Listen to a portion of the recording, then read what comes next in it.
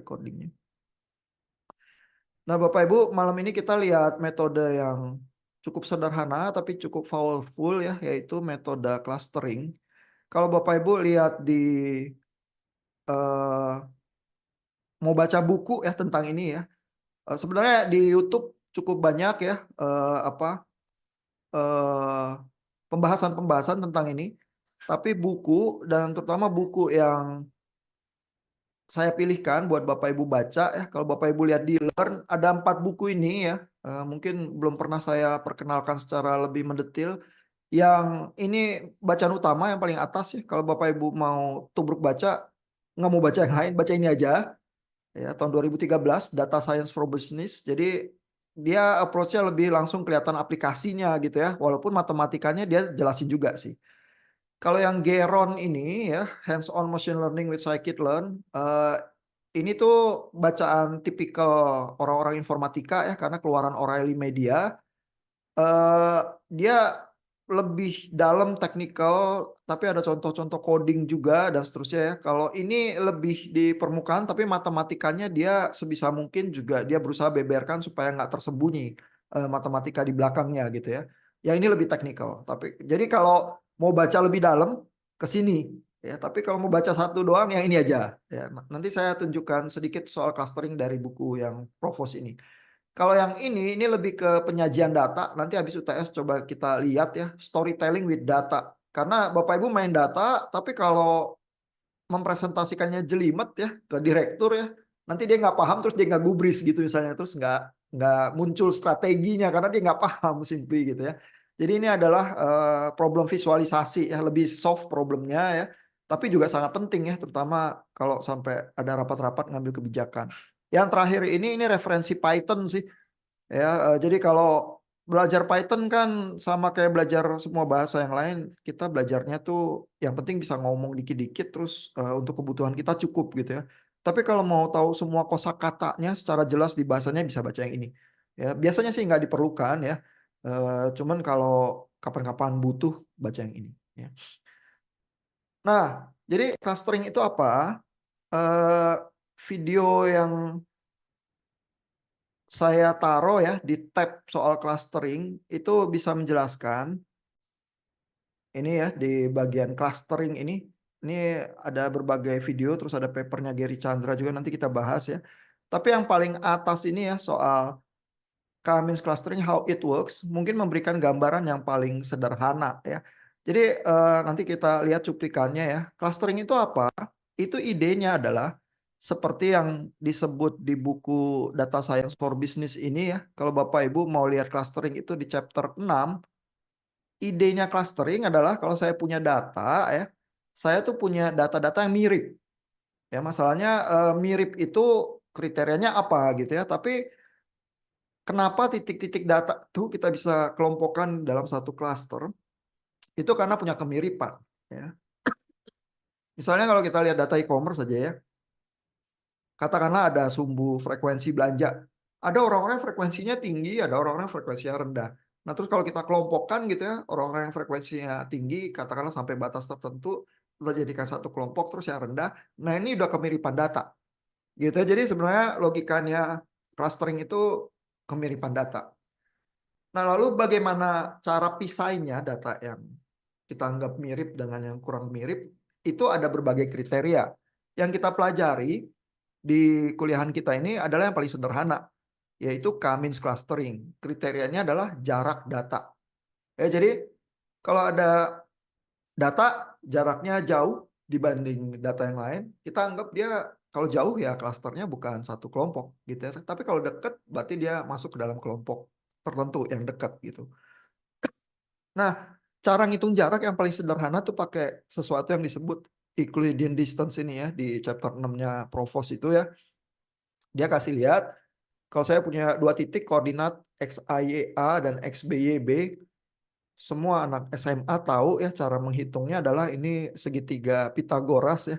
Berarti yang miring ini panjangnya adalah yang tegak kuadrat ditambah yang horizontal kuadrat terus diakar gitu ya. Sehingga caranya menghitung jarak dari A ke B adalah XB minus XA kuadrat ya, karena ini adalah jarak horizontalnya.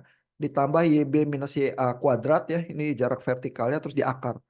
Gitu. Jadi dengan sangat mudah hal-hal ini bisa dituliskan ke Python, lalu Python menghitung jarak dari titik manapun yang ada di koordinat kita. Kalau kita datanya 3 dimensi sama aja, cuman kita punya XA, YA, ZA, terus EXB, YB, ZB, terus kita punya titik-titik itu, cuman setiap titik itu angkanya 3. Ya, terus kita ngitung kuadrat yang semacam itu juga, cuman variabelnya 3. Kalau kita punya data 4 dimensi, variabelnya gitu juga sama. Cuman 4 dimensi kita udah mulai nggak bisa bayangin ya, kalau di plot nggak kebayang, secara matematika selalu bisa kita hitung. Ya, jadi mau berapapun dimensi data kita nggak ada masalah. Yang paling sederhana memang 2 dimensi. Ya. Nah, lalu K-means clustering itu ngapain? Nah, itu ada di video yang tadi saya tunjukin di tab itu. Coba kita lihat cuplikannya ya. Nah, jadi ini saya fast forward sedikit ya. Dia memberikan dulu informasi apa yang terjadi. Jadi dari kalau kita disodorin titik data banyak ya, katakanlah 2 dimensi aja biar sederhana ya. Maka begitu mau mulai mengcluster ya, mengelompokkan titik-titik data itu, si K-means clustering ini mulai dengan mendefinisikan ada berapa banyak sih klasternya, gitu ya. Lalu untuk setiap klaster itu dia bikin asal-asalan aja satu titik pusat. Ya, jadi kalau kita bilang kelompokkan jadi 3 data kita ya, terus kita definisikan klasternya 3 gitu ya, maka dia buat 3 centroid istilahnya ya, 3 pusat data yang dia taruh aja sembarang, gitu ya. Nah, lalu setiap titik data kita nanti dihitung ya, for each point xi dihitung ke titik centroid ini, yang mana yang paling dekat. Lalu kalau dia lebih dekat ke salah satu centroid ya, C1, C2 atau C3, dia akan dikelompokkan sebagai cluster 1, cluster 2 atau cluster 3. Yang mana yang paling dekat? Gitu ya. Jadi secara ilustrasi ya, Bapak Ibu bisa lihat ini, saya fast forward lagi ya. Nah, misalnya kayak gini. Ya, jadi kalau ada data gitu, terus katakanlah dia bilang cuma ada 2 cluster ya, cluster kuning sama cluster merah. Terus posisinya sengaja dia buat ekstrim miring gitu, karena Bapak Ibu jadi bisa membayangkan ya bahwa garis pemisah klasternya adalah seperti ini nih. Ya, sehingga titik-titik yang di atas ini ikut klaster kuning, titik-titik yang di bawah ini ikut klaster merah. Gitu ya. Jadi kalau dia mulai hitung-hitung apa jarak Euclidean-nya itu akan ditemukan bahwa titik-titik yang sebelah atas ini ya ikut yang kuning, sebelah kiri ikut yang merah. Nah, setelah terbentuk 2 klaster itu dengan garis pemisah ini, Bapak Ibu juga bisa membayangkan bahwa titik-titik yang kuning sebelah atas ini ya, titik pusat masanya udah jelas bukan di sini nih. Karena mungkin agak di sinilah yang kerumunannya lebih banyak ya, agak di bawah. Yang merah ini juga bukan ekstrim di kiri jauh sini ya, mungkin agak di tengah sini nih. Ya, jadi setelah titik-titik ini terkelompokkan, maka sentroid yang agak terlalu melenceng ini dikoreksi pada iterasi berikutnya ya. Jadi dari tiap titik yang terkelompok sama dihitung lagi jarak rata-ratanya sehingga didapatkan sentroid yang baru. Ya, jadi kalau kita lihat ya ini.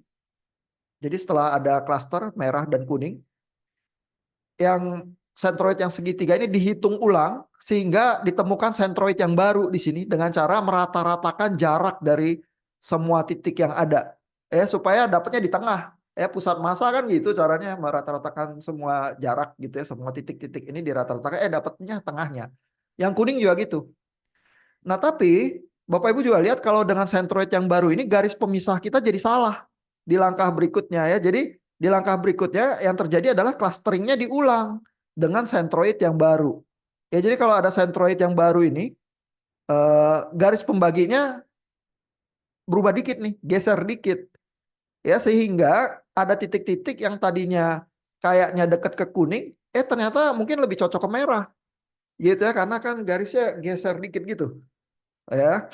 Sedangkan mungkin ada yang merah tapi ternyata lebih cocok ke kuning gitu ya di sebelah bawah sini. Jadi dihitung ulang lagi ya apa belonging dari setiap titik datanya sebenarnya ke merah atau ke kuning. Nah, habis dihitung ulang lagi, titik-titik itu udah mendapatkan warna lagi yang baru, ternyata titik pusat masanya bukan di situ lagi, geser lagi gitu ya. Jadi dia ngitung terus sampai satu kali titik pusat massa itu udah nggak geser lagi ya, katakanlah 10 kali iterasi atau 20 atau 100, terserah ya, kita bisa tentuin jumlah iterasi maksimum kita berapa, kita tulis di code gitu ya. Lalu kalau udah misalnya 100 kali dia ngitung, terus kita bilang itu udah cukup stabil, udah berhenti, terus kita dapat pengelompokan datanya ya. Jadi sesederhana itu tuh K-means clustering ya, sehingga itu yang kita pilih untuk kelas kita ya, karena datanya mau sehancur apapun, misalnya data pandemi itu hancur banget ya. Tapi K-means clustering itu selalu berhasil sih. Karena kita dilemparin data yang sangat chaotic, kalau kita ukur jarak, jaraknya pasti ada. Terus begitu kita paksain pakai K-means ya, centroid itu bergerak, tetap terjadi pengelompokan data. Ya, sehingga sedikit banyak clusteringnya pasti berhasil. Tinggal setelah kita ketemu cluster-cluster data itu maknanya apa ya? Jadi abis itu problemnya problem interpretasi. Apa yang terjadi misalnya di pandemi atau di data e-commerce kita? Dan kalau kejadiannya seperti itu, kebijakan apa atau strategi apa yang bisa kita ambil berdasarkan data yang ada? Ya, jadi tekniknya tuh di situ. Ya. Nah, segitu dulu ada pertanyaan nggak Bapak Ibu dari segi jalannya algoritma itu seperti apa? Masih oke? Kayaknya sederhana ya, kayaknya sederhana. Tapi nanti kalau Bapak Ibu ada pertanyaan bisa baca buku Foster itu lagi ya, bisa baca, bisa lihat lagi videonya ya yang clustering itu, atau kalau Bapak Ibu lihat eh, ke ini ke Learn ya, saya pasang juga beberapa link yang standar yang memberikan manual ya terhadap metode clusteringnya, terus bisa dibaca ya. Jadi ini misalnya kalau Bapak Ibu lihat di bagian tab coding clustering ya, ini ada link ke metode K-means clustering ya, penjelasan tentang Python-nya ya. Lalu tiga coding ini yang paling atas ini data ya, data COVID yang saya simpan kurasi sampai tanggal 3 Oktober 2022 data yang ini ya. Terus ini nanti kita lihat ya contoh sederhana cuma beberapa lines yang melakukan K-means clustering. Ini K-means clusteringnya kalau 3 dimensi. Lalu ini cara sortir-sortir data COVID dengan Pandas ya, dengan modul Python Pandas ini yang buat ngerapihin data. Nanti kita lihat codingan ini ya kalau dijalanin kayak apa. Kalau Bapak Ibu ngeklik yang ini, Bapak Ibu dapat manual ya dan penjelasan yang lebih mendetil tentang K-means clustering gitu ya. Juga ada ilustrasi-ilustrasi lah, ada codingannya juga, terus ada ilustrasi ini ya, kelihatan sentroidnya bergerak-gerak di dalam iterasi itu, sehingga awan-awan klasternya ini juga agak ada pergeseran-pergeseran gitu ya, walaupun kita lihat sih pengelompokan klaster dari datanya cukup jelas ya, at least di data yang ini ya. Ada data-data yang jauh lebih messy, yang lebih nggak enak buat di clustering, tapi apapun yang terjadi dengan clustering itu pasti berhasil. Ini ada codingannya juga ya. Ini codingannya nanti kita coba jalanin ya dari coding yang saya simpan di Learn. Jadi Bapak Ibu, basically kalau udah install Anaconda ya, itu coding yang saya simpan tuh bentuknya bukan teks ya, tapi Jupyter Notebook. Terus Bapak Ibu dari Anaconda jalanin Jupyter Notebook, langsung ngeklik coding itu langsung muncul ininya ya, teksnya berikut hasil-hasil runningan plotnya yang tersisa dari terakhir saya nge-run ya. Terus Bapak Ibu bisa mulai dan coba belajar dari situ ya. Ada komentar pertanyaan sejauh ini Bapak Ibu? Kalau masih aman kita lanjut ya. Jadi saya nunjukin coding ya, coding yang sederhana ya. Nah, ini coding clustering mainan ya, yang judulnya clustering 2D, ada di Learn ya. Bapak Ibu bisa download. Di bagian atas ini cuman deklarasi-deklarasi ya, karena untuk ngeplot butuh matplotlib, jadi harus diimpor supaya kita bisa pakai modulnya. Terus knit ini untuk ngitung lutut ya, lututnya data, nanti kita lihat. Lalu dari library-nya scikit-learn, kita butuh fungsi ini make blobs buat bikin data random yang kita bakal coba cluster gitu ya. Lalu dari scikit-learn cluster ada metode K-means clusteringnya. Jadi Bapak Ibu nggak perlu program ngitung jarak dua titik itu secara eksplisit karena udah ada modulnya tuh, tinggal pakai dan panggil kalau dari Python, dari scikit-learn gitu ya. Jadi sebenarnya Bapak Ibu bergeraknya codingnya di high level banget, nggak sampai coding di hitungan yang mendetil di bawah ya. Buat Bapak Ibu yang fasih coding di Python, buat hitungan detailnya di bawah, ngitung Euclidean distance juga nggak masalah gitu ya. Tapi buat yang baru mulai, ada kemudahan-kemudahan ini karena banyak library-nya, terus tinggal dipanggil ya. Nah, terus ada dua lines yang di bawah ini kita nggak pakai, tapi saya pasang aja di situ ya, karena siapa tahu Bapak Ibu nggak suka sama Cummins clustering, mau mencoba metode lain, at least ini ada jejaknya ya, ada modul-modul yang mungkin bisa dipakai. Terus bisa dibaca lagi manual clusteringnya itu ya, gimana cara pakainya kalau ternyata clustering yang sederhana ini nggak disukai gitu ya. Tapi saya tuh ngefans dengan metode yang sederhana, menghasilkan insight yang mendalam ya. Jadi nggak usah pakai cara rumit ya, pakai yang sederhana aja. Kalau insight-nya bagus ya udah gitu. Seringnya cara yang lebih rumit itu lebih mendetil ya, tapi masalahnya detil yang tambahan itu apa berguna ya buat kita memahami situasi kita atau mengambil strategi gitu ya, belum tentu juga. Ya, jadi pakailah kompleksitas yang seminimal mungkin ya, tapi hasil impact yang semaksimal mungkin gitu ya. Mungkin itu lebih ideal ya buat jadi data scientist ya. Masalahnya adalah kadang-kadang fenomenanya kompleks, kita butuh algoritma yang lebih kompleks, tapi kalau nggak butuh ya nggak usah gitu ya. Nah ini coba kita lihat dikit ya, codingannya. Ini cuma beberapa lines doang. Ini fungsi MakeBlobs ini ya, menghasilkan titik X1 dan Y1 ya, titik koordinat dua dimensi yang kita bisa definisikan berapa banyak titiknya ya. Lalu senternya ada berapa banyak. Lalu ketebalan awannya itu ya seberapa besar ini ya. Ini standar deviationnya ya. Misalnya yang ini ya. Ini saya harus running dari atas dulu nih supaya library-nya kena run juga. Terus kalau kita runningnya ini, terus ini ada beberapa perintah print ya, supaya Bapak Ibu bisa ngelihat sebenarnya data X1-nya kayak apa ya. Jadi kalau di print X1 shape ya, berarti datanya ini dikasih lihat nih. Maka ada 500 titik kelihatan dengan dua kolom ya, karena kan koordinat ya. X1-nya bentuknya dua kolom karena koordinat. Lalu yang Y ini adalah labelnya, karena kita bilang ada 9 centroid ya, ada 9 center. Maka titik-titik ini setiap titik punya keterikatan dengan klaster tertentu ya, ada 9. Terus kita lihat titik yang pertama ternyata klaster 1, titik kedua klaster 3, titik ketiga klaster 2 dan seterusnya ya. Dan sebagai label mulainya Python selalu dari 0. Jadi ada angka nolnya juga gitu ya. Jadi dari 9 klaster ini labelnya adalah 0, 1, 2, 3 sampai 8. Jadi ada 9 klaster, tapi angka hitungan Python selalu mulainya dari 0. Nah, kalau Bapak Ibu lihat gambarnya kayak gini ya, 500 titik dengan 9 klaster. Jadi ada 9 warna di sini, agak runyam gitu ya, susah kelihatan gitu ya. Dan awannya besar karena standar deviationnya 5. Kalau saya lebih kurangi ya, 100 titik doang, terus klasternya 4 aja ya. Lalu standar deviationnya saya kecilkan ya. Jadi awannya itu kental ya, kecil gitu ya. Terus kita run lagi ya. Bapak Ibu lihat awan yang lebih sederhana ini ya. Cuma ada 100 titik. Cuma ada 4 klaster. Terus awannya itu kecil-kecil ya. Titik datanya kental. Jadi mengelilingi centroidnya itu dengan lebih dekat gitu ya. Kalau saya rubah ini standar deviationnya jadi 5 lagi ya. Bapak Ibu lihat sebarannya. Nah, jadi seperti itu. Ya, dia lebih overlap, lebih nyampur.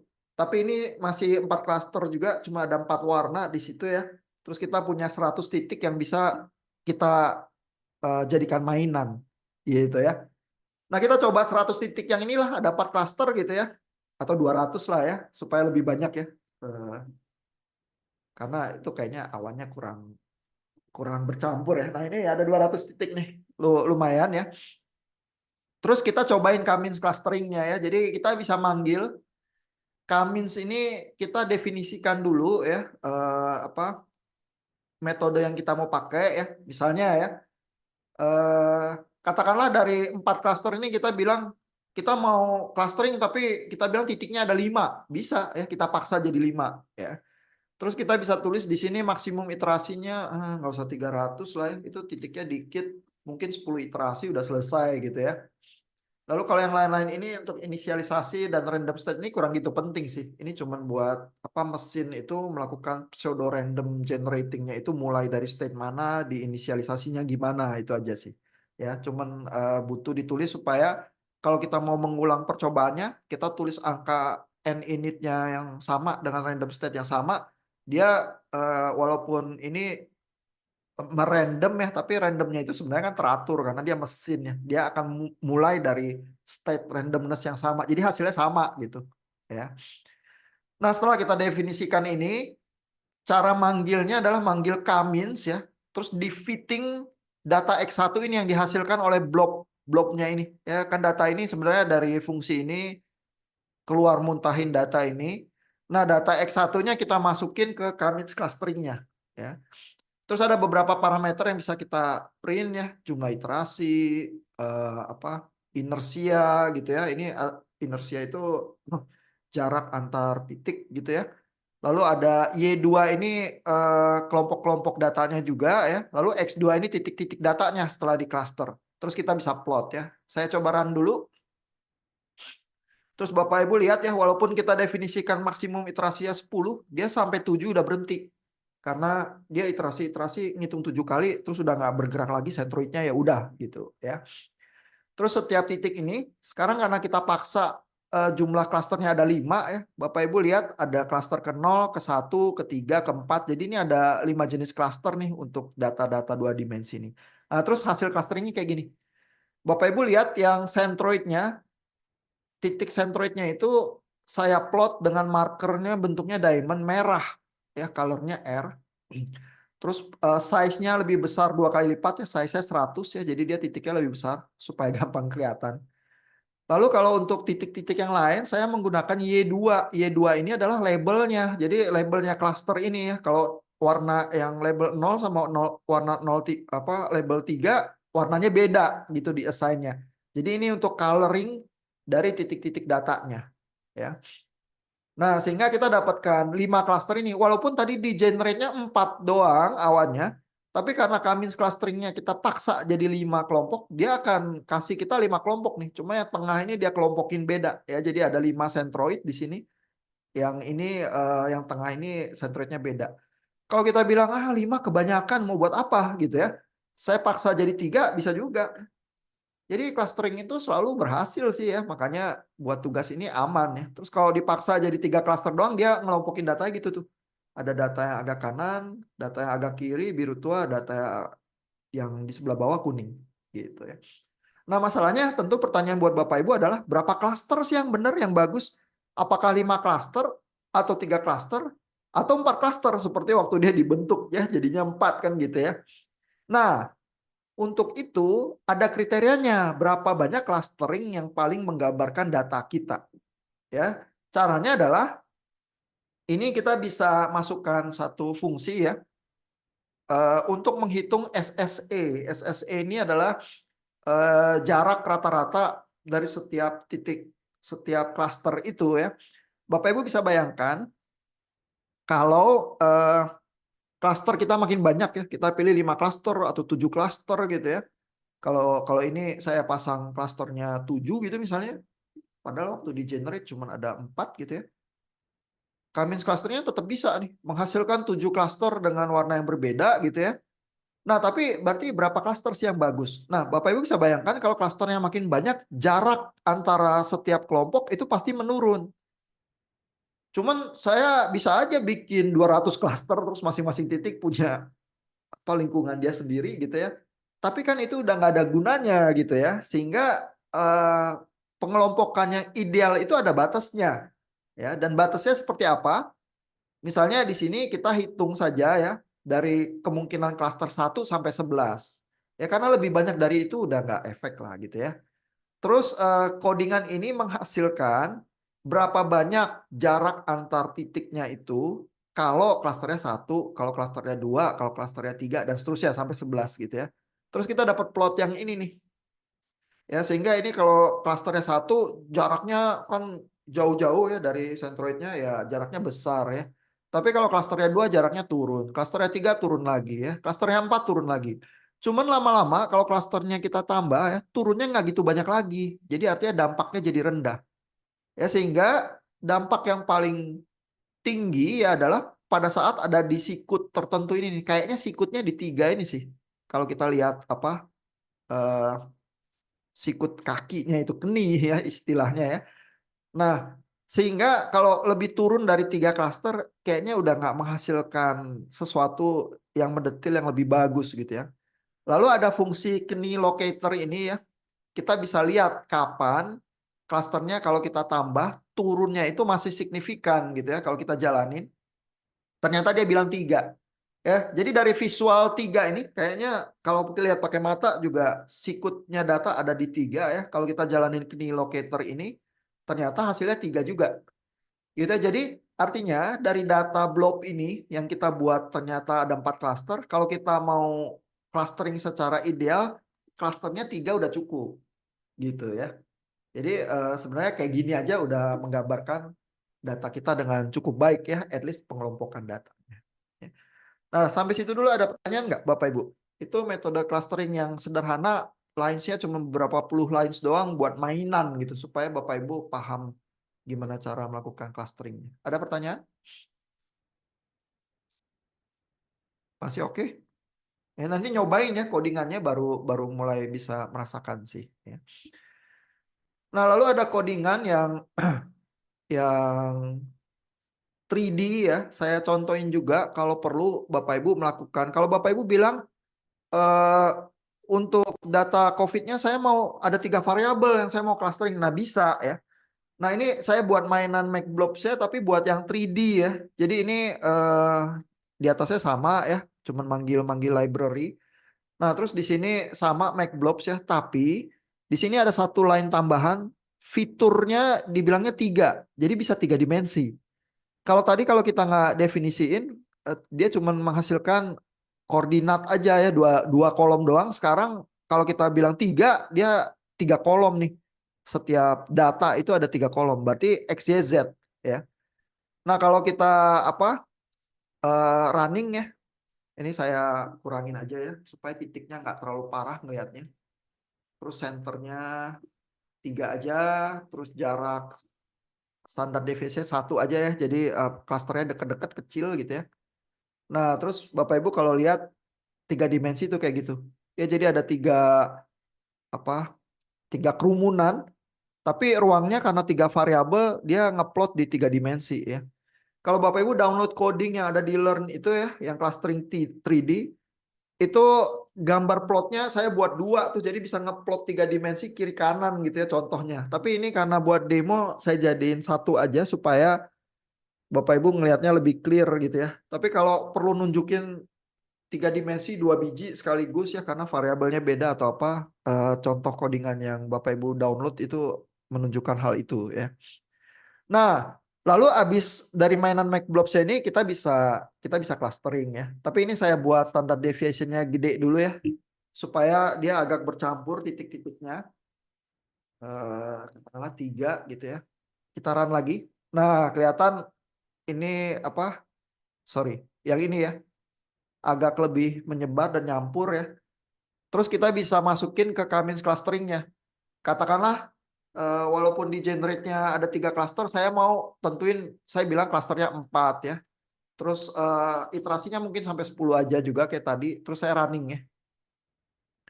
Nah, begitu saya running, terus dia clustering. Terus ada 4 clusternya, Bapak Ibu lihat ada 4 warna. Ini di atasnya ada 3, centroidnya di bawah ada 1. Ya, jadi clusteringnya bisa berfungsi 3 dimensi juga. Terus Bapak Ibu bisa lihat juga ini maksimum iterasinya 10, tapi dia iterasi sampai 10 juga nih. Jadi dia pakai sampai maksimum iterasinya gitu ya. Terus kita bisa plot seperti tadi cuman 3 dimensi ya. Tapi apakah 4 klaster ini bagus atau 3 gitu ya? Kita bisa jalanin ini lagi ya, ngitung jarak, terus kita bisa lihat sikutnya gitu ya. Ini kayaknya sih sikutnya either di 2 atau di 3 ya. 2 juga udah cukup tajam ya sebenarnya ya. Jadi kalau kita jalanin ke knee locator di sini ya. Oh dia bilangnya 2. Ya kelihatan banget di sini nyikut gitu ya. Jadi clustering yang ideal katanya untuk ini 2 ya. Kalau kita lihat pakai mata aja ya, juga kelihatan ini cluster data atas sama cluster data bawah sih. Ya, tapi kalau kita masukin matematikanya, kita lihat lebih jelas dan lebih yakin bahwa ini sebenarnya data yang kayak gini ini 2 cluster doang ya. Cluster atas sama cluster bawah. Kalau Cummins clusternya kita paksa bilang ada 4 cluster ya bisa aja dia akan keluarin 4 cluster ya, tapi tergantung data kita. Jadi sebenarnya ada strukturnya seperti apa gitu ya. Nah, jadi sebenarnya Bapak Ibu mau clustering 3 dimensi, 4 dimensi, 5 dimensi itu nggak pernah jadi masalah, cuman plottingnya aja jadi masalah karena untuk visualisasi kita jadi nggak bisa ya ngelihat sesuatu yang lebih dari apa 3 dimensi gitu. Tapi untuk kebanyakan fenomena ya, kalau Bapak Ibu bisa tahu 2 faktor atau 3 faktor yang paling penting ya yang menentukan itu ya. Terus sementara faktor-faktor yang lain Bapak Ibu abaikan dulu katakanlah begitu ya. Sebenarnya mungkin insight saya itu udah cukup baik sih untuk bikin strategi atau kebijakan gitu ya. Saya mau tunjukin papernya Gary Chandra ya Bapak Ibu ya. Dia tuh membahas gimana caranya pakai metode clustering untuk apa melakukan analisis data di e-commerce ya. Jadi paper lengkapnya bahasa Indonesia lebih gampang lah buat Bapak Ibu nikmati. Sebentar saya cari dulu lagi lokasinya. Dan dia bahas juga secara detail ya strategi yang bisa muncul dari hasil clustering yang dia lakukan. Jadi Bapak Ibu bisa coba nyontek caranya, tapi data yang Bapak Ibu mainkan nanti data data COVID begitu misalnya ya dengan seluruh apa ciri-cirinya yang mungkin beda ya dari apa logika e-commerce gitu ya. Nah, kalau kita lihat di Learn ya, papernya itu ada di tab yang soal clustering ini ya, ini paper proceeding. Jadi si Gary pakai data apa segmentasi pelanggan e-commerce, dia lakukan clustering ya, dan yang dia lakukan ini tertulis di abstraknya analisis standar yang disebut recency, frekuensi, dan monetary ya. Recency ini seberapa lama sebelum ini si pelanggan itu belanja, frekuensi seberapa sering, monetary ini seberapa besar uang setiap kali dia belanja gitu ya. Lalu dari hasil clusteringnya ya dia tunjukin gambarnya juga di sini. Ini ada kni analisisnya juga. Dia bilang yang optimal ini 4 ya di sikutnya gitu ya. Terus nilai apa? Nilai sentroidnya, nilai rata-rata setiap klasternya ini klasternya ya kalau di plot 3 dimensi kayak gitulah. Ya ada 4 kelompok gitu ya. Nah, tapi terus dari frekuensi monetary recency ini kalau diambil titik cluster apa centroid clusternya juga bisa ada informasi terus Gary analisis dari situ ya. Nah, jadi pertama dia bilang gini ya, untuk frekuensi ini kayaknya nggak beda-beda jauh. Jadi kalau kita mau bikin strategi buat iklan, yang frekuensi ini nggak terlalu efek ya. Nah, tapi yang monetary sama recency ini efek ya kelihatan. Yang jumlah belanjanya paling kecil nih kelompok 1 ini. Ya, jadi cluster 1 memiliki nilai monetary dan recency terburuk. Ya, recency-nya juga ini paling gede angkanya berarti dia udah lama banget nggak belanja. Ya udah belanjanya kecil, terus udah lama banget nggak belanja. Jadi kalau ngiklan ke kelompok 1 ini mubasir. Ya mungkin sih dia cuma coba-coba doang di Topet atau apa atau Shopee ya, tapi belanjanya kecil ya. Jangan ngiklan ke sini. Tapi berarti yang mana yang diiklan? Nah, yang belanjanya paling gede ini kelompok keempat ini nih klaster 4 ya. Jadi kalau Bapak Ibu lihat di sini kalau dibilang klaster 1 itu kelompok yang labelnya 0 ya karena Python mulainya dari 0 ya. Kelompok 2 ini yang labelnya 1 ya supaya nggak bingung ya Bapak Ibu ya. Lalu klaster mana yang paling cocok untuk iklan? Gary itu penilaiannya gini, dia bilang dari sisi recency ya eh, yang kelompok 4 ini recency yang ketiga ya. Jadi udah cukup lama juga nggak belanja, cuman dia belanjanya gede banget setiap kali belanja ya. Mungkin dia belinya barang-barang gede, furniture atau apa, tapi habis beli nanti 5 tahun lagi baru beli lagi gitu ya. Nah, Kalau customer yang kayak gini diiklanin seberapa efektif? Pertanyaannya kan gitu. Kita nafsu sih lihat, oh belanjanya dia gede, coba kita ngiklanin dia ya. Tapi orang kalau rumahnya udah penuh sama furnitur, dia nggak beli lagi gitu misalnya ya. Sehingga tuh Gary bilang, kalau gitu mungkin yang kelompok 3 ini nih yang lebih potensial untuk diiklanin. Kenapa? Karena monetarinya ini nomor 2 ya. Kedua tertinggi sesudah yang paling tinggi ini. Masih lumayan ya. Terus recensinya juga masih lebih baik daripada kelompoknya ini karena dia barusan belanja juga, bukan yang terburuk kayak kelompok 1 gitu ya. Jadi kalau saya punya uang cuma terbatas ya, saya mau ngiklan ngincar yang mana? Kelompok 3 ini nih, tampaknya yang lebih potensial. Ya jadi di sini ada pembahasannya ya, sehingga Gary itu bilang klaster 3 dapat diinterpretasikan sebagai kelompok pelanggan yang menjadi target utama pemasaran. Karena sifat-sifat dari apa recency dan monetarinya itu yang tampaknya ada di tengah ya, memang nggak sangat besar monetarinya, tapi recensinya cukup bagus ya, sehingga kalau diiklanin mungkin efektif ya, dan siapa tahu kalau diiklanin nanti monetarinya naik gitu ya. Nah cuman memang setiap strategis apa setiap strategical decision ya tergantung manajernya ya, dia paham nggak itu sebenarnya kelakuan si customer itu benda apa yang dibeli ya, terus di dalam kehidupan perilakunya sebenarnya belanja itu kayak apa gitu ya. Belum tentu Gary bener sih, Gary cuma baca data dia clustering terus dia buta-butaan ya lihat dari data clusteringnya juga, tapi kalau manajernya paham bener ya produk dan industri yang dia gelutin gitu ya, terus dia baca data, mungkin dia keputusannya bisa lebih bagus ya. Tapi ada argumennya ya. Jadi Bapak Ibu juga memperhatikan ya bahwa kadang-kadang ya pemahaman terhadap bidang ya sama fenomena itu lebih penting tuh daripada cuma sekedar bisa coding, bisa melakukan teknik-teknik machine learning apa kayak clustering gitu ya. Itu bahan awalnya doang ya. Terus yang susah adalah selalu interpretasi hasil clusteringnya, terus merumuskan strateginya. Sebenarnya gimana sih kita harusnya? Gitu ya. Jadi ilmu data analytics itu ya, terutama sebenarnya perlu pemahaman bidang sih. Ya kalau coding sama matematika ya itu pelengkap lah ya, dan itu belajarnya nggak susah lah, bisa tiru-tiru lah gitu ya. Tapi memahami bidang, melakukan interpretasi, nah itu tuh perlu perlu jam terbang ya, perlu perlu diasah ya. Karena kalau enggak nanti bacaannya jelek ya, kurang gitu bagus nyusun strategi dan seterusnya gitu ya. Ya event yang udah jagoan juga bisa salah sih. Namanya kan fenomena real life itu kan ini ya complicated ya. Tetap aja bisa salah ya. Tapi kalau yang jagoan dan expert di bidangnya mungkin salahnya lebih jarang. Terus kalau salah dia belajarnya lebih cepat gitu ya. Learning curve-nya itu dia makannya karena jam terbang dan sebagainya dia lebih tajam gitu dibanding yang nggak berpengalaman sama sekali gitu. Ya. Jadi itu ya kurang lebih Bapak Ibu. Ada pertanyaan sejauh ini nggak Bapak Ibu?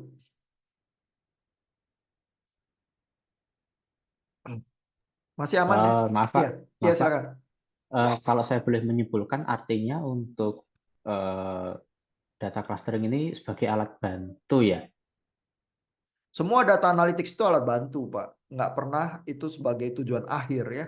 Jadi selalu itu menyediakan data untuk pengambil keputusan itu bisa memahami situasinya seperti apa. Terus abis itu harus mikir ya, oh kita mesti strateginya ke arah mana. Gitu. Kalau yang menyajikan data analitik sebagai tujuan akhir, dia mungkin tersesat ya, dia nggak paham gitu. Tapi ya untuk tugas-tugas kuliahan seringnya ya udah itu aja dulu ya, belajar aja melakukan supaya bisa ngumpulin ya. Nah, cuman karena Bapak Ibu di sini bekerja dengan data COVID ya, data COVID itu kompleksitasnya sangat tinggi dan dari seluruh dunia sangat kacau ya. Sehingga abis Bapak Ibu clustering terus berusaha melakukan interpretasi aja itu udah tantangan sih. Ya, jadi salah satu tujuannya kuliah kita juga Bapak Ibu ngerasain data real ya.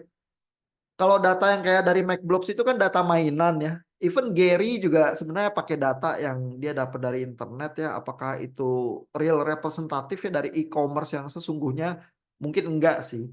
Tapi kan semua data memang bisa di clustering terus berusaha ambil kesimpulan gitu aja ya. Cuman kalau kita pernah ngelihat data dari Topet betulan ya atau dari e-commerce betulan, mungkin lebih messy daripada yang kita bayangkan sih. Ya, terus di banyak kasus juga ya, kadang-kadang kalau expert itu pemahamannya baik ya terhadap bidangnya, dia nggak usah lihat data, dia udah punya feelingnya. Terus abis clustering, abis data analytics dikasih tahu ke dia, ini loh sebenarnya data kita, saya udah tahu duluan gitu misalnya. Karena dia expert sih. Ya jadi dia kadang-kadang ya saking seringnya apa merasakan bidang bisnisnya itu ya tanpa lihat data dia punya intuisinya sendiri ya. Even kalau clusteringnya salah, terus data scientist yang ngawur, interpretasinya dia bisa betulin kali karena dia terlalu sering ya di bidang bisnis itu sehingga dia tahu ya interpretasi yang tepat seperti apa gitu. Jadi menurut saya ya yang susah di bidang data analytics itu interpretasi. Ya, tapi ya kita belajar yang gampangnya juga lah ya. Coba-coba coding ya, coba-coba lihat data dan seterusnya gitu. Ya. Mudah-mudahan menolong ya, menjawab ya, Pak. Terima kasih, Pak. Oke. Nah, buat yang terakhir ya malam ini masih ada sekitar 5-10 menit ya.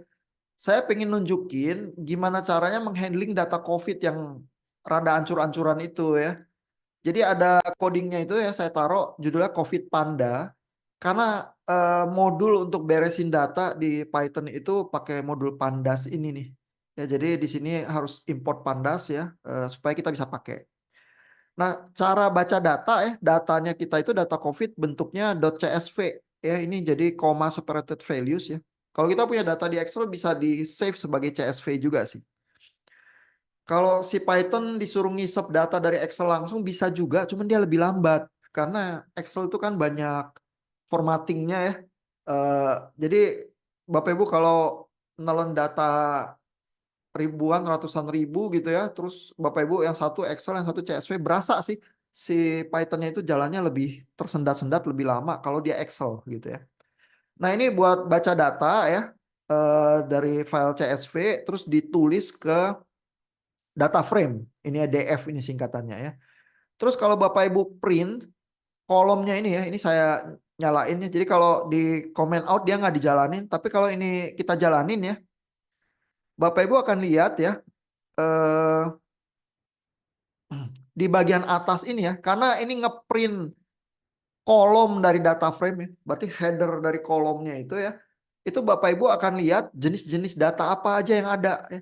Jadi ada data benua, data lokasi ya, lokasi ini negara ya, terus tanggal, terus ada data total kasus, kasus baru ya, terus new cases, kasus baru yang udah di rata-rata ya, mungkin bukan per hari tapi per 7 hari atau apa ya, terus angka kematian baru ya, banyak sekali datanya ini. Ya, terus mungkin data yang menarik buat Bapak Ibu adalah soal vaksinasi, vaksinasi baru, terus ada soal total vaksinasi ya berapa banyak orang yang vaksinasi yang udah di vaksin yang udah diluncurkan gitu ya. Terus ada data berapa banyak di negara itu yang lebih tua dari 70 tahun ya, ada data GDP ya. Tapi ini data-data statis ya, artinya untuk setiap negara ya data GDP-nya ya segitu ya. Untuk setiap negara data presentasi orang tuanya ya segitu gitu ya. Jadi satu angka gitu ya, nggak bergerak. Sementara angka-angka kasus, angka vaksinasi itu semua bergerak gitu ya. Nah terus ada life expectancy ya. Ini juga menggambarkan di negara itu perawatan medisnya seberapa bagus gitu ya. Terus ada jumlah perokok gitu ya. Tapi nggak semua negara ada data perokok ya. Terus ada angka kemiskinan gitu ya. Terus ada stringency index. Ini menarik buat Bapak Ibu karena stringency index ini menunjukkan seberapa keras lockdownnya di negara itu pada saat tanggal tertentu ya. Jadi begitu si negara itu berusaha keras lockdown ya, dia stringency index-nya naik. Kalau dia apa buka lockdownnya terserah bebas dia stringency index-nya turun gitu ya. Jadi kalau Bapak Ibu mau lihat misalnya efek apa ya ya apa negara-negara yang stringency index-nya kuat dia ternyata jumlah kasusnya rendah terus kalau kita cluster bener nggak kita lihat hal semacam itu ya. Ini bisa jadi variabel yang menarik. Tapi variabelnya banyak banget ya. Terus Bapak Ibu kalau mau clustering, Bapak Ibu harus berpikir secara konseptual, ini saya manfaatin data saya gimana. Ya itu juga latihan yang interesting tuh, karena di real life mungkin Bapak Ibu akan dilempari data banyaknya minta ampun ya di dunia digital.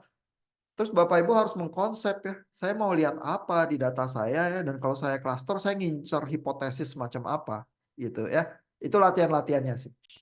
Nah ini saya matiin ya kolomnya karena terlalu banyak ya. Jadi kalau mau dimatiin tinggal dikasih komen gini aja, terus dia nggak running ya.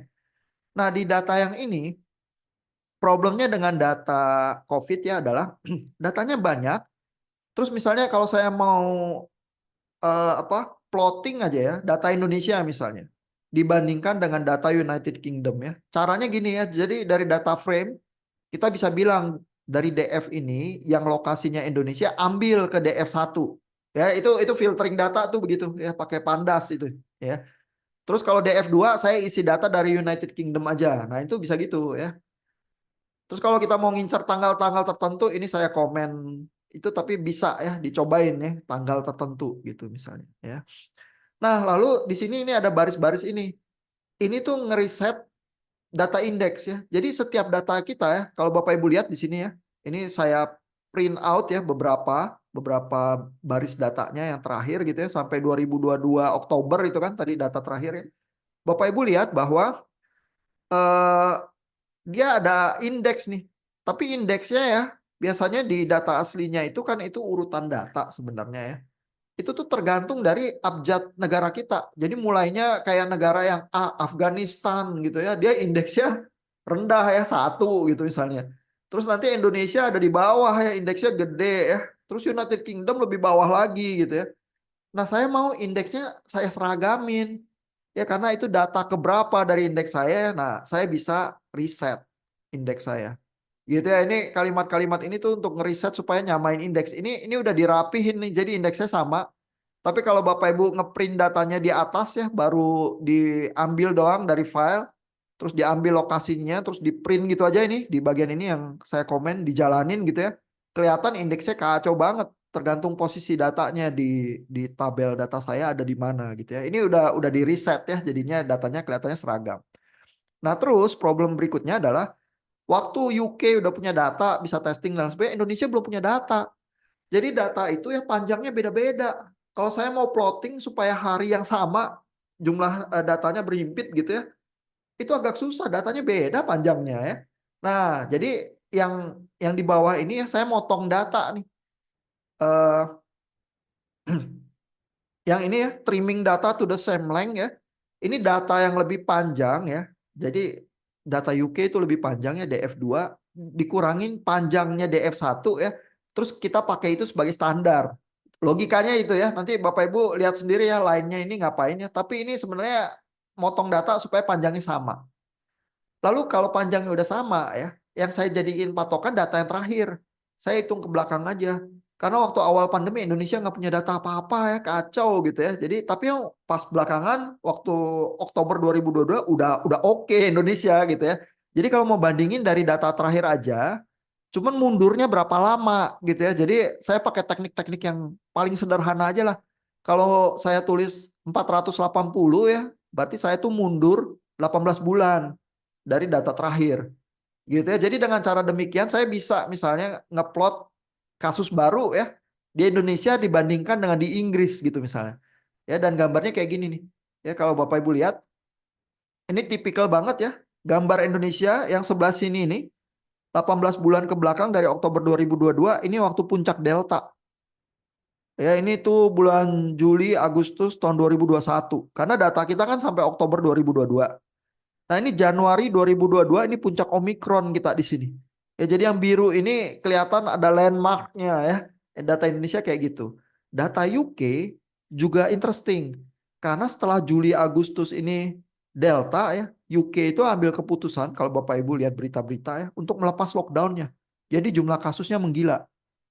Ya, tapi mereka tuh mengandalkan bahwa vaksin mereka udah cukup penetrasinya ke dalam masyarakat ya. Dan rakyat mereka kan lebih dikit daripada rakyat Indonesia. Terus uangnya lebih banyak buat vaksin gitu ya. Jadi mereka bilang kalau lagi musim panas biarin aja orang keluar. Terus kalau ada yang ketularan dia udah divaksin dia nggak akan fatal. Habis ketularan dia kebal gitu misalnya ya. Terus kalau yang udah vaksin nggak ketularan berarti kekebalannya tinggi. Jadi nanti kalau kebanyakan orang kebal pas winter terus orang harus di dalam ruangan nggak bisa keluar sering-sering ya, angka kasusnya nggak gitu parah. Walaupun parah ya, ini kan kelihatan parah ya waktu mau Desember ya, angka kematian tetap rendah. Gitu ya. Jadi itu taktiknya Inggris tuh, tipikal banget kelihatan di kurva new casesnya dia ya. Kalau Bapak Ibu ambil ya, terus plot new deaths-nya, kelihatan juga bahwa Inggris tuh rendah beneran. Jadi strateginya berhasil.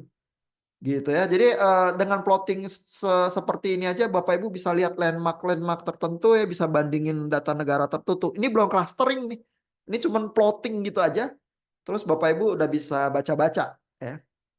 Nah, di bagian bawah ini saya contohin kalau ngambil data di tanggal tertentu aja. Ini data puncaknya Delta ya di Indonesia, saya ambil 15 Juli 2021 gitu.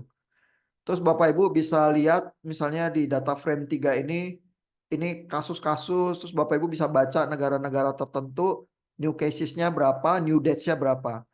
Ini ya waktu lagi puncak Delta itu, kalau Bapak Ibu bandingin ini kurvanya, ini kan kasusnya kurang lebih mirip lah Indonesia sama UK ya. Tapi yang mati berapa ya? Coba Bapak Ibu lihat ya di sini ya. United Kingdom yang mati ini new deaths-nya cuma 54. Kasusnya sih 47 ribuan per hari. Tapi 54 doang yang mati. Kalau Indonesia, oh Indonesia ada di bawah. Oh ini Indonesia ya. Yang mati hampir 1982 waktu puncak Delta. Bapak Ibu ingat Jakarta hancur, rumah sakit hancur, di pemakaman itu di apa orang-orang yang kerja di kuburan tuh nggak berhenti berhenti, ya nguburin orang setiap hari. Kasusnya 56 ribu, lebih tinggi dari UK ya. Tapi yang mati juga berkali-kali lipat lebih banyak. Ya karena jumlah vaksinasi kita tuh belum belum seberapa waktu itu baru mulai gitu ya. Masyarakat banyak kan belum divaksin. Sedangkan UK itu udah banyak penetrasinya ya. Jadi yang mati sedikit banget ya. Ini contoh kalau mau ngeplot dari apa angka-angka vaksinasi ya. Terus bisa bandingin nih. Nah, ini interesting ya. Saya bandingin Indonesia sama UK juga ya. Indonesia waktu lagi ini puncak-puncaknya Delta ya, itu vaksinasinya kencang. Karena mati-matian ya berusaha ngelawan gitu. UK udah rada santai karena sebelumnya vaksinnya udah banyak dan yang matinya juga sedikit ya. Jadi ini bisa kelihatan juga ya untuk analisis ya. Dan Bapak Ibu perhatikan ya, pertama data itu agak messy ya. Jadi perlu dirapi-rapihin pakai Panda simply buat ngeplot gitu aja. Tapi kalau Bapak Ibu berhasil ngeplot gitu aja ya, terus banding-bandingin negara atau apa, Bapak Ibu udah punya ya bahan sedikit untuk analisis. Ya. Ini belum clustering loh, belum apa-apa, cuman buat deskriptif lihat visual data gitu doang. Begitu clustering, Bapak Ibu perlu mikir lagi sedikit ya variabel mana yang saya ambil. Lalu kalau saya lihat klasternya itu, terus saya lihat pengelompokan-pengelompokan itu, saya bisa merasakan apa gitu ya, mengambil kesimpulan apa yang saya incer gitu ya. Habis itu siapa tahu saya bisa ada strategi tertentu gitu misalnya. Mungkin kalau di tahun-tahun sebelumnya yang paling sederhana adalah orang mau membuktikan sih apa benar lockdown efek ya, apa benar vaksin efek atau apa gitu ya. Seberapa efeknya gitu ya. Nah, itu yang standar-standar ya. Tapi kalau Bapak Ibu punya hipotesis-hipotesis yang lebih hebat terus mau diuji pakai data, silakan aja. Ya, siapa tahu kalau hipotesisnya hebat terus terbukti nanti itu yang punya apa potensi menang project ya. Waktu kita habis nih, udah injury time 3 menit. Bapak Ibu ada pertanyaan? Kalau nggak ada sampai di sini ya, silakan coba-coba ya sama kelompoknya ya. Butuh jam terbang juga sih membiasakan diri sama codingnya dan bebas ya Bapak Ibu mau berkreasi dengan codingan sendiri juga bebas aja. Ya, thank you Ya, Bapak Ibu. izin tanya Pak, maaf Ya, Pak. ya, Ya jadi UTS projectnya pakai data COVID ya Pak? betul. Data itu aja Pak. Karena data itu teruji di seluruh dunia, beritanya banyak. Kalau Bapak Ibu interpretasi bisa dibantu berita-berita ya untuk menguji apakah benar di negara ini begini atau begitu ya. Kalau data-data yang lain nggak sepublik dan nggak sebesar itu diberitakan ya. Jadi kalau kita mau ada tingkat keberhasilan tinggi pakai data COVID itu sih.